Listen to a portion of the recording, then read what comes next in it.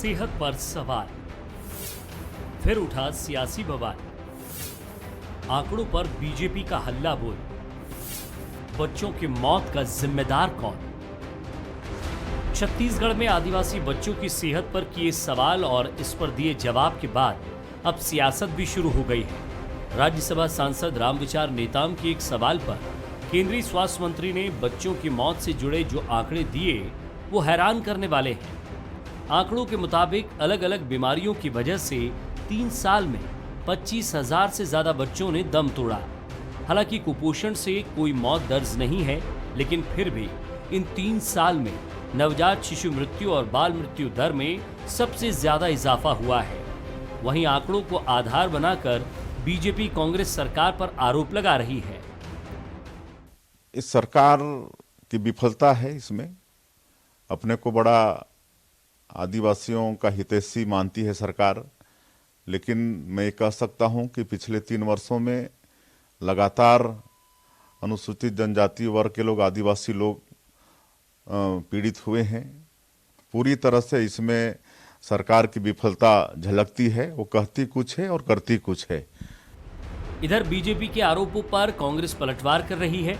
साथ ही कांग्रेस का कहना है कि सदन में जो आंकड़े पेश किए गए वो पूरी तरह से गलत है। बहुत ज्यादा वो आंकड़े पे विश्वास नहीं किया जा सकता। छत्तीसगढ़ की वर्तमान हालत, जो प्रश्न में उत्तर आया है, उससे काफी कुछ बदल चुका है। हमारी लड़ाई, माननीय मुख्यमंत्री जी ने मुख्यमंत्री सुपोषण अभियान जब से शुरू किया है, अब कुपोषण से लड़ाई हमारी प्राथमिकता है और हम उससे निश्चित रूप से निजात पा रहे हैं। छत्तीसगढ़ में पार्लियामेंट में जो दिया गया उत्तर है, उससे अब स्थिति थोड़ी भिन्न है। सदन में पेश किए गए इन आंकड़ों को लेकर ये बहस कोई नई नहीं है। बिजली कटौती को लेकर सदन में दिए गए आंकड़ों पर भी कुछ इसी तरह की बयानबाजी देखने को मिली थी और अब बच्चों की मौत के आंकड़ों पर केंद्र और राज्य सरकार फिर आमने सामने है। आदित्य नामदेव, बंसल न्यूज, रायपुर। नमस्कार, आज के मुद्दे में आप सभी का स्वागत है। मैं हूं आदित्य नामदेव। मौतों पर सियासत कोई छत्तीसगढ़ के लिए नई बात नहीं है। मौतों पर सियासत कल भी होती आई थी, मौतों पर सियासत आज भी हो रही है और मौतों पर सियासत कल भी होती रहेगी। 3 सालों के जो आंकड़े आए हैं, निश्चित तौर पर बेहद ज्यादा गंभीर है, चूंकि ये बच्चों की मौत से जुड़ा हुआ मामला है। गर्भवती महिलाओं के कोख में पल रहे बच्चों की मौत से जुड़ा हुआ मामला है। लेकिन इस आंकड़ों में एक सवाल उठता है कि 15 साल जब भारतीय जनता पार्टी सरकार में रही तो उस समय ये आंकड़े क्यों नहीं जारी किए गए। इस बार ये 3 साल के आंकड़े जारी करने के पीछे आखिर मंशा क्या है। इसका दूसरा पहलू, भारतीय जनता पार्टी के सॉफ्ट कॉर्नर में शुरू से ही स्वास्थ्य मंत्री टीएस सिंहदेव रहे हैं। इसके पहले हम कोई भी मुद्दा देख लें, अंबिकापुर में बच्चों की मौत होती है, अलग अलग बातें सामने आती है, लेकिन भारतीय जनता पार्टी उस पर मुखर नहीं होती। भारतीय जनता पार्टी मुख्यमंत्री के 3 साल के काम किए हुए उनके विभागों पर श्वेत पत्र जारी करने के लिए तो कहती है, लेकिन टीएस सिंहदेव के प्रति कभी भी सॉफ्ट कॉर्नर से हट नहीं पाती। क्या इसके पीछे भारतीय जनता पार्टी की कोई और रणनीति है? 2.5 साल का मामला भारतीय जनता पार्टी उठाती, न तो इस पे सरकार कुछ कहती, न टीएस सिंहदेव कुछ कहते। अब अचानक भारतीय जनता पार्टी के राडार पर स्वास्थ्य मंत्री का आना, क्या कोई दूसरी राजनीतिक गतिविधियां भारतीय जनता पार्टी के मन में चल रही है? इन तमाम मुद्दों पर बातचीत करेंगे हम। हमारे साथ बातचीत करने के लिए हमारे साथ खास मेहमान मौजूद है। हमारे साथ मौजूद हैं अजय साहू जी, वरिष्ठ प्रवक्ता हैं कांग्रेस के। हमारे साथ मौजूद हैं श्रीचंद सुंदरानी जी, पूर्व विधायक हैं, भारतीय जनता पार्टी के प्रखर प्रवक्ता हैं। और हमारे साथ वरिष्ठ पत्रकार मौजूद हैं अनिरुद्ध दुबे जी, मैं उनका भी स्वागत करता हूं। तो सेहत पर सवाल आज का हमारा विषय है। मैं सबसे पहले वरिष्ठ पत्रकार अनिरुद्ध जी के पास चलता हूं। अनिरुद्ध जी, आज जो सवाल सामने आ रहा है वो निश्चित तौर पर यह बताने के लिए पर्याप्त है कि 25,000 बच्चों की मौत से जुड़ा मामला है। ये मामला छोटा नहीं है। क्या ऐसा नहीं लगता ये आंकड़े जो सदन में सामने आए हैं, संसद में जो सामने आए हैं, इसको कांग्रेस को खुद स्वतः संज्ञान लेकर इस पे आगे की कार्रवाई करनी चाहिए? भारतीय जनता पार्टी को ये विषय उठाने की क्यों जरूरत पड़ी? और दूसरी बात, ये 3 साल के ही आंकड़े क्यों सामने आ रहे हैं? इसके पहले भी हमने देखा जिस तरह से बस्तर का मामला सामने आया, अभी भी जो मामला सामने आया, बिजली कटौती का मामला सामने आया, वो भी 3 साल का मामला था। ये जो मामले आए ये भी 3 साल के हैं। क्या 15 साल के मामले सामने नहीं आ सकते? केवल 3 साल के मामलों को हाईलाइट करने की कोशिश है। अनिरुद्ध जी, देखिए, जो आंकड़ा है, सवाल था रामविचार नेताम जी का, राज्यसभा सदस्य जी का, और जवाब जो है सदन में आया। तो सदन में जो आंकड़ा आया उसको झूठा नहीं कहा जा सकता। कहीं ना कहीं पूरी जिम्मेदारी के साथ ही वहाँ पे आंकड़े पहुँचाए जाते हैं और सामने रखे जाते हैं। अब जहाँ तक कि 3 साल की बात है, अभी मैं बीजेपी के वरिष्ठ नेताजी का मैं वहाँ पे सुन रहा था, अभी बयान सुन रहा था, वो एक आदिवासी जो है, आदिवासी मुद्दे पर राजनीति की उन्होंने बात की। निश्चित रूप से छत्तीसगढ़ जो है आदिवासी बहुल क्षेत्र कहलाता है, और जो आंकड़े देखें तो सरगुजा, बस्तर, कोरिया, ये 3 जगह पर अगर कहीं हम ध्यान दें तो ये तीनों आदिवासी बहुल क्षेत्र हैं। तो निश्चित रूप से आदिवासी बहुल क्षेत्र है जो उपेक्षा के शिकार तो हैं। आज छत्तीसगढ़ राज्य बने पूरा जो है 21.5 साल हो चुका है, उसके बाद ये स्थिति। और दूसरी बात ये है कि स्वास्थ्य की बात होती है तो पूरे छत्तीसगढ़ में 3 क्षेत्र ऐसे हैं जिसकी विश्वसनीयता है। एक तो जो सत्य साईं बाबा का अस्पताल, दूसरा एम्स और तीसरा जो है कैंसर अस्पताल, तीनों रायपुर में है। मतलब कुल मिला के स्थिति ये होगी कि रायपुर को छोड़ के बाकी जगह क्या स्वास्थ्य सुविधा उतनी दमदार है, उतनी उचित है, ये एक है। और जहाँ तक कि जो 3 साल की बात है तो 2020 मार्च में जो है कोविड आया और सारी चीज़ें जो केंद्रित कोविड पे हो गई, सारा कुछ फोकस्ड कोविड पर हो गया। लेकिन सवाल तो उठा है और जवाब भी आया है, तो ये जवाब जो है गौर करने लायक है। मेरा सवाल सबसे बड़ा यही है श्रीचंद जी की भारतीय जनता पार्टी का टीएस सिंहदेव जी से मोह कैसे भंग हो गया? क्या इसके पीछे कोई और रणनीति है? अंबिकापुर में मुझे बहुत अच्छे से याद है, बच्चों की मौत होती है, शाम को ही सब अपने दौरे कैंसिल करके स्वास्थ्य मंत्री अंबिकापुर पहुंचते हैं, कमेटी गठित होती है, उस कमेटी का क्या हुआ, क्या निर्णय लिया गया, किस तरह से न्याय मिल पाया, आज तक अता पता नहीं है। और कभी निशाने पर टीएस सिंहदेव रहे भी नहीं भारतीय जनता पार्टी की। ये क्या नई रणनीति है भारतीय जनता पार्टी की टीएस सिंहदेव को घेरने की? नहीं, कोई नई रणनीति नहीं है। भारतीय जनता पार्टी तो दृढ़ संकल्पित है। कांग्रेस सरकार का चाहे कोई भी मंत्री हो, टीएस सिंहदेव बाबा हो या मुख्यमंत्री जी हो या अन्य विभागों के मंत्री है, जो भी छत्तीसगढ़ के जनता के साथ अन्याय करेगा, छत्तीसगढ़ की जनता की सुविधाओं का ध्यान नहीं रखेगा, छत्तीसगढ़ में स्वास्थ्य सेवाओं की बदतर हालत तो हमने कोरोना के समय में भी देखी है। बहुत बदतर हालत थी, किसी भी हॉस्पिटल में बेड नहीं मिलता था। आज बड़े दुर्भाग्य से कहना पड़ता है 25,000 बच्चों की मृत्यु हो जाना विभिन्न बीमारियों के तहत बहुत बड़ा आंकड़ा है। 3 साल का अगर हम आंकड़ा देखें तो कहीं न कहीं आज हम लोगों का शर्म से सर झुक जाता है कि आज नवजात बच्चे जो माँ के पेट में गर्भ में थे, वे उन बच्चों की भी मृत्यु हुई। 900 से अधिक उन महिलाओं की मृत्यु हुई जो कहीं न कहीं प्रसव के समय की बात है।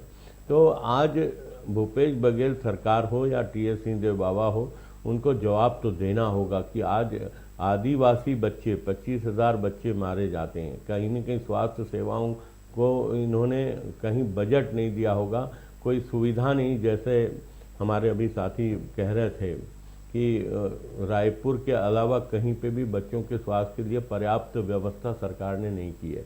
और निश्चित रूप से आज हम ये कह सकते हैं कि इतनी बड़ी तादाद में बच्चों की जाने जाना अपने आप में बहुत बड़ी बात है, जो हमारे कल का भविष्य हो सकते हैं बच्चे।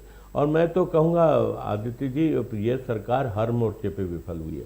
अजय जी बड़ा सवाल उठा रहे हैं श्रीचंद जी, क्योंकि मैंने देखा है कुपोषण के लिए लड़ाई लगातार मुख्यमंत्री लड़ रहे हैं, सुपोषण अभियान आप लोग चला रहे हैं। ये आंकड़े जब सामने आते हैं तो ऐसा नहीं लगता कि कहीं ना कहीं कुछ गलतियां हो रही हैं, क्योंकि 25,000 मौतें कम नहीं है।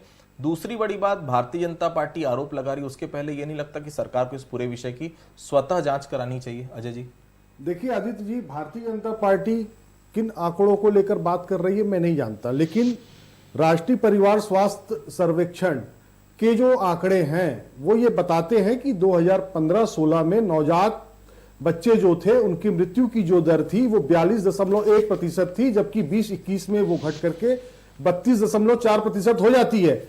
उसी तरीके से शिशु मृत्यु दर जो है वो 2015-16 में 54% थी और जो 2021 में आकर के 44.3% हो जाती है। मतलब कि ये आंकड़े बताते हैं कि कहीं ना कहीं जो शिशु की मृत्यु दर है वो कम हो रही है। उसी तरीके से 5 माह के भीतर के जो शिशु मृत्यु दर के जो आंकड़े हैं वो 64.3% थे 15-16 में, जो 2021 में आकर के 50.4% हो जाते हैं। ये भी आंकड़े 15-16 से कम है।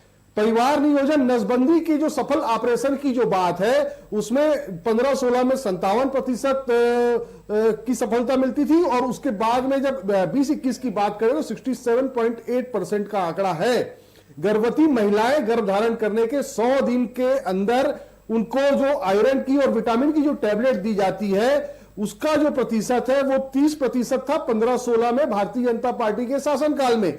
20-21 में वो आंकड़ा बढ़ करके 45% हो जाता है, जबकि इसका राष्ट्रीय औसत जो है वो 44% है।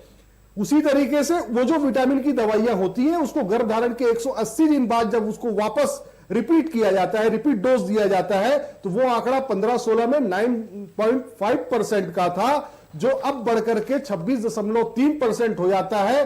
राष्ट्रीय औसत दर 26% की है, मतलब छत्तीसगढ़ उस मापदंड को भी पूरा कर रहा है। उसी प्रकार से 12 से 23 महीने तक के बच्चों का जो टीकाकरण का जो मामला है वो 15-16 में 81% था, जो अब बढ़कर के 84.8% हो जाता है। राष्ट्रीय औसत 83% का है। ये सारे आंकड़े बताते हैं कि छत्तीसगढ़ में स्वास्थ्य सेवाएं बेहतर हुई है, मौतें कम हुई है, शिशुओं को और गर्भवती महिलाओं को कम से कम अच्छी स्वास्थ्य सुविधाएं मिल रही है। नसबंदी से इस प्रदेश के अंदर महिलाओं की जाने जाती थी, वो नहीं जा रही है। गर्भाशय निकाल लिए जाते थे, उस पर लगाम लगा है। आंखफोड़वा कांड इसी प्रदेश में छत्तीसगढ़ के लोगों ने देखा है, उस पर लगाम लगाने का कोई काम अगर हुआ है तो भूपेश बघेल जी के नेतृत्व वाली कांग्रेस पार्टी की सरकार ने किया है। यूनिसेफ की एक रिपोर्ट कहती है श्रीचंद जी की levels and trend and child mortality नामक एक रिपोर्ट है, जिसमें साफ तौर पर कहा गया कि 2020 में 50 लाख बच्चे अपना 5वां जन्मदिन नहीं देख पाए, जिसमें 24 लाख नवजात भी शामिल है। स्वास्थ्य सुविधाएं अगर छत्तीसगढ़ में नहीं है या स्वास्थ्य सुविधाओं पर उतना ध्यान नहीं दिया गया है, तो क्या केवल 3 साल की कांग्रेस सरकार जिम्मेदार है? 15 साल की डॉक्टर रमन सिंह की सरकार जिम्मेदार नहीं है? क्या कहना चाहेंगे इस पर? देखिए आदित्य जी, जो आंकड़े सामने आए हैं, निश्चित रूप से 15 साल के डॉक्टर रमन सिंह जी की सरकार के भी आंकड़े निकाल दिए जाए, इस पर अब एक बड़ी बहस मैं करने को तैयार हूँ। 15 साल के अगर हम आंकड़े निकालेंगे तो आपको लगेगा कि कहीं ना कहीं डॉक्टर आज जो भी स्वास्थ्य सेवाएं उपलब्ध है छत्तीसगढ़ में, वो डॉक्टर रमन सिंह जी की सरकार के समय में किए गए इंतजाम। एक नया हॉस्पिटल कोई तैयार नहीं किया इन्होंने, कोविड के समय भी नहीं कर पाए, अभी भी नहीं कर पा रहे। 3 साल इनके पास तो बजट ही नहीं है, ये क्या बात करेंगे। आज इन्होंने जनता को मौत के मुंह में धकेलने का काम किया है। नवजात बच्चों की मृत्यु हो जाना, इसको ये आंकड़ों में गिनाएंगे कि इतने परसेंट थी, इतने। आज सवाल तो ये है कि 25,000 बच्चों की मृत्यु हुई तो क्यों हुई, इसका जवाब देना चाहिए, बजाय इसके कि 2015, 16, 17, 18 मान लो कोई बात मैं मान भी लूं, तो क्या आज ये जिम्मेदार नहीं है? इन 25,000 बच्चों की मौत का जिम्मेदार क्या कांग्रेस पार्टी की सरकार नहीं है? क्या स्वास्थ्य सेवाएं, और फिर बस्तर सरगुजा से स्वयं स्वास्थ्य मंत्री आते हैं। आज बस्तर, सरगुजा, आदिवासी क्षेत्र जितने भी हैं, कहीं न कहीं कांग्रेस हमेशा ये बात कहती है कि हम आदिवासियों के सबसे बड़े हितचिंतक हैं। तो क्या यही हितचिंतक है कि उनके 25,000 बच्चे 3 साल में मारे जाते हैं?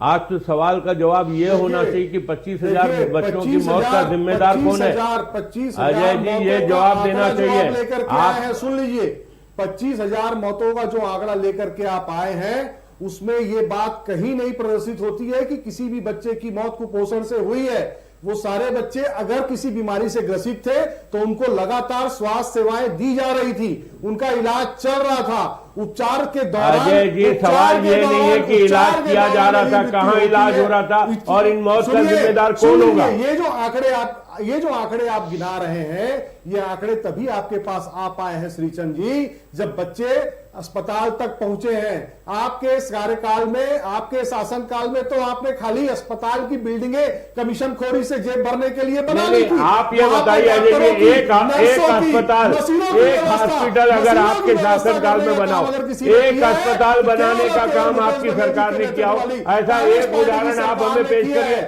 आप ये बताइए ना कि 3 साल में स्वास्थ्य सेवाओं को लेकर आपने क्या काम किया? अरे हमने तो एक मेडिकल कॉलेज से 10 मेडिकल कॉलेज बना दिए। छत्तीसगढ़ में 10 मेडिकल कॉलेज अगर बने तो डॉक्टर रमन सिंह जी की सरकार में बने।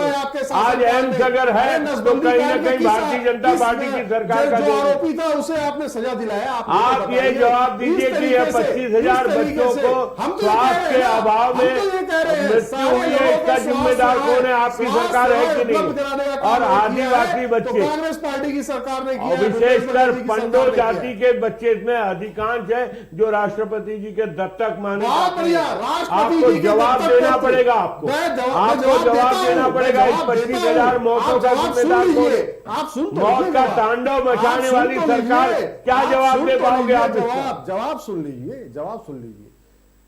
बहुत अच्छा प्रश्न किया इन्होंने। राष्ट्रपति के दत्तक पुत्र पंडो जनजाति के जो लोग हैं, डॉक्टर रमन सिंह जी के कार्यकाल में भूख से पूरे परिवार की मौत हो जाती है। और डॉक्टर अरे रमन ये सिंह जी, 25,000 की बात डॉक्टर करो रमन आप सिंह अजय चावल जी। वाले बाबा बने फिरते हैं। 25,000 बच्चे, अरे 25,000 नवजात का बच्चे, आंकड़ा कहां से गर्भ लाए हो से आप ये बताओ। 25,000 का जो आंकड़ा आया है वो तभी आया ना जब बच्चे अस्पताल पहुंचे।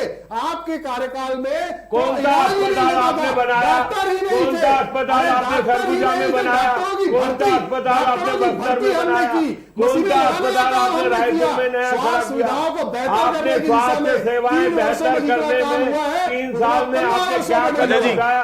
सवाल तो ये बनता अजय है। जी, एक रिपोर्ट है मैं आपके सामने सार्वजनिक करना चाहता हूं कि दुनिया भर में हर रोज लगभग 6,575 नवजात बच्चों की मौत होती है, लेकिन छत्तीसगढ़ में 5 संरक्षित जनजातियां हैं, बिरहोर, पहाड़ी, अबुझमाड़ी, बैगा, कोरवा, कमार। इनकी आबादी लगातार प्रदेश में कम हो रही है और सबसे बड़ी बात है जो बिरहोर आदिवासियों की आबादी है वो केवल 401 पर सिमट कर रह गई और जशपुर जिले में बसने वाली असुर जाति के लोग केवल 305 लोग ही बचे हैं। ये कहीं ना कहीं आने वाले समय में ये बता रहा है कि जो हमारी संरक्षित जनजातियां हैं वो धीरे धीरे विलुप्ति की कगार पे, और बड़ा कारण उसका वही है स्वास्थ्य सुविधाएं नहीं मिलना। क्या सरकार इसके लिए कोई कठोर कदम उठाएगी? क्योंकि अब कहीं ना कहीं 2 साल बचा है। देखिए 3 साल बीत चुके हैं। अब 2 साल में हम ये नहीं कह सकते कि 15 साल उन्होंने क्या किया, 3 साल आपको हो चुके हैं और 2 साल जो बचे हैं उसका कोई रोड मैप आपने तैयार किया है? देखिए,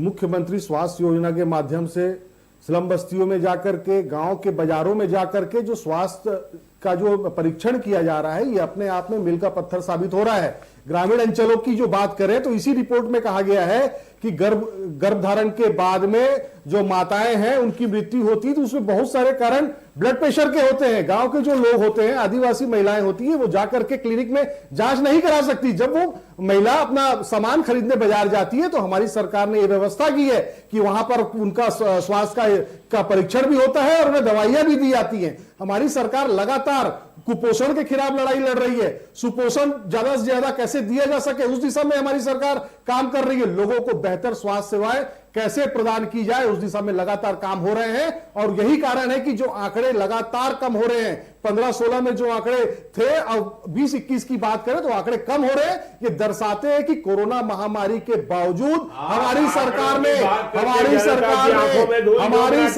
ने कोरोना महामारी के बावजूद चीजों को कंट्रोल करने में सफलता प्राप्त की है। श्री चंद जी, आपकी राजनीतिक मजबूरी हो सकती है, आपकी राजनीतिक मजबूरी हो सकती है विरोध करना। आप अपने पार्टी के दायित्व से बंधे हुए हैं, लेकिन आंकड़े बताते हैं कि हमारी सरकार सारे मापदंड को पूरा करते हुए राष्ट्रीय औसत का जो फुलफिल करने का जो क्राइटेरिया है उसको भी हम पूरा कर रहे हैं। अजय जी, श्रीचंद जी, मेरा एक सवाल पहले अनिरुद्ध जी से ले लेता हूं। अनिरुद्ध जी, मेरे पास जो डेटा है वो साफ बताता है कि भारत में लगातार बच्चों की मृत्यु दर और अगर नवजातों की मृत्यु दर में लगातार कमी आई है, निश्चित तौर पर लगातार कमी आई। लेकिन छत्तीसगढ़ के परिप्रेक्ष्य में हम देखते हैं तो 2018 से लेकर 2021 तक लगातार ये मृत्यु दर नवजातों की भी बढ़ी है, बच्चों की भी बढ़ी है। क्या इसके पीछे कारण आप देखते हैं? देखिए, क्या है कि आपका जो सवाल है, श्रीमती रेणु जोगी पहले वो कांग्रेस की विधायक थी और अभी जोगी कांग्रेस की विधायक हैं, और चूंकि वो डॉक्टर भी रही हैं तो विधानसभा के सत्र में ज़्यादातर जो है सवाल उनके हेल्थ से संबंधित लगते थे और कुछ बार जो आपका जो सवाल है उस पर भी उससे संबंधित भी प्रश्न लगे। और जो आपने कहा कि इसके पीछे क्या कारण है, तो देखिए, भारतीय जनता पार्टी का जो तीसरा कार्यकाल था तो एक बार सरकार की उपलब्धियां गिना रहे थे तो उस समय के उच्च शिक्षा मंत्री प्रेम प्रकाश पांडे जी, तो एक सवाल उठा था कि जो हेल्थ और एजुकेशन दो मामले में आखिर छत्तीसगढ़ इतना पीछे क्यों। वो सवाल आज भी जिंदा है। आज कांग्रेस की सरकार बन गई, हालांकि कोविड 2 साल तो कोविड में निकल गए, लेकिन वो सवाल आज भी जिंदा है। छत्तीसगढ़ में हेल्थ और एजुकेशन पे जो काम पहले होना था वो नहीं हुआ, आज भी शायद उतना नहीं हो पा रहा हो, भले उसके लिए परिस्थितियां जो भी हो। और एक चीज़ ये भी है कि यहाँ बड़े बड़े नेताओं की भी बात मैं करूं तो डॉक्टर रमन सिंह जी की एक बार जब नस खिंचा गई थी, उस समय वो मुख्यमंत्री थे, तो उन्हें भी जो है अपने उपचार के लिए दिल्ली जाना पड़ा था। दिल्ली में उन्होंने अपना ऑपरेशन कराया, सारी चीज़ें। तो कुल मिला के ये है कि जो भी बड़े नेता, उद्योगपति और यहाँ के जो भी शिक्षाविद, चाहे जो भी जिस क्षेत्र के भी बड़े लोग हों, कोई भी अगर कहीं ऐसी स्थितियां निर्मित होती है तो कोई मुंबई जाता है, कोई दिल्ली जाता है और कोई हैदराबाद जाता है, लेकिन रायपुर पे उनका भरोसा नहीं होता। बिल्कुल, देखिए स्वास्थ्य सुविधाएं कोई एक दिन में खड़ी नहीं होती, ये कांग्रेस को भी सोचना पड़ेगा, भारतीय जनता पार्टी को भी सोचना पड़ेगा। अजय, एक छोटा सा सवाल, आदिवासी समुदाय की जो जनसंख्या लगातार कम हो रही है, इसके पीछे सबसे बड़ा कारण होता है असुरक्षित प्रसव और दूसरा नवजात की मृत्यु दर। क्या इसको कम करने के लिए सरकार कोई गंभीर चिंतन कर रही है, इस प्रकार की मृत्यु दर को कम किया जा सके? देखिए आदित्य जी, हमारी सरकार लगातार जो संरक्षित जनजातियां हैं उनको सुरक्षा प्रदान करने की दिशा में, उनको संरक्षित करने की दिशा में लगातार काम कर रही है। और देखिएगा 15, 16, 17 के जो आंकड़े थे उससे परसेंटेज जो बताता है कि हमारी सरकार को सफलता मिली है। सुपोषण आहार योजना जो है उससे लाभ मिल रहा है और कहीं ना कहीं कुपोषण के खिलाफ जो हमारी लड़ाई है वो लगातार जारी है। और पूरे कोविड कार्य का जो समय काल था उसमें आपने देखा होगा पूरा देश ऑक्सीजन की कमी से लड़ रहा था। डॉक्टर रमन सिंह जी की सरकार थी, 5 बच्चे रायपुर की राजधानी में ऑक्सीजन की कमी से मर जाते हैं, लेकिन पूरे कोविड कार्यकाल में हमने पूरे देश में दूसरे राज्यों को हमने ऑक्सीजन की सप्लाई की। ये दर्शाता है कि हमारी सरकार स्वास्थ्य सुविधाओं को लेकर कितनी गंभीर है। श्रीचंद जी, कोई सुझाव देना चाहेंगे, क्योंकि स्थिति चिंताजनक है। मैं तो अजय जी से एक ही सवाल करना चाहता हूं। सुझाव सवाल मत करिए, सुझाव दीजिए। देखिए, कहीं ना कहीं स्वास्थ्य सेवाओं को बेहतर करने की जरूरत है और सरकार 3 साल से हाथ पे हाथ धरे बैठी है। एक भी उदाहरण नहीं पेश कर सकते कि इन 3 सालों में किस जिले में कोई स्वास्थ्य सेवाएं बढ़ाने का काम किया। सिर्फ ये बार बार ये कहना कि हम कुपोषण के खिलाफ लड़ाई लड़ रहे हैं, इससे संतुष्टि नहीं होगी। ये मौतों का आंकड़ा रुकना चाहिए। आदिवासियों की जनसंख्या घट रही, वो घटना बंद होना चाहिए। सरकार को ऐसे कारगर कदम उठाए जाने चाहिए। बिल्कुल, देखिए ये मौतों पर राजनीति तो लगातार चलते रहेगी, लेकिन एक बात बिल्कुल साफ है कि मेडिकल इंफ्रास्ट्रक्चर रातों रात खड़ा नहीं होता। उसके लिए आपको पहले दिन से मेहनत करनी पड़ती है। 15 सालों में इसमें कोई दो राय नहीं कि रायपुर के अलावा आज भी हम जगदलपुर को एस्टेब्लिश नहीं कर पाए, आज भी हम सरगुजा को कोई मेडिकल बड़ी फैसिलिटी नहीं दे पाए, मेडिकल इंफ्रास्ट्रक्चर वहां खड़ा नहीं कर पाए। और यही कारण है कि मौतें लगातार बढ़ रही है। सुरक्षित प्रसव और नवजात की मृत्यु दर तो अलग है, लेकिन कहीं ना कहीं स्वास्थ्य क्षेत्र में और बहुत कुछ किए जाने की फिलहाल आवश्यकता महसूस की जा रही। तो आज के मुद्दे में फिलहाल इतना ही। आप तीनों लोग हमारे साथ जुड़े, आप सभी का बहुत बहुत धन्यवाद। तो बंसल न्यूज पर खबरों का सिलसिला जारी रहेगा। खबरों के लिए हमारे साथ बने रहिए। तब तक के लिए बहुत बहुत धन्यवाद।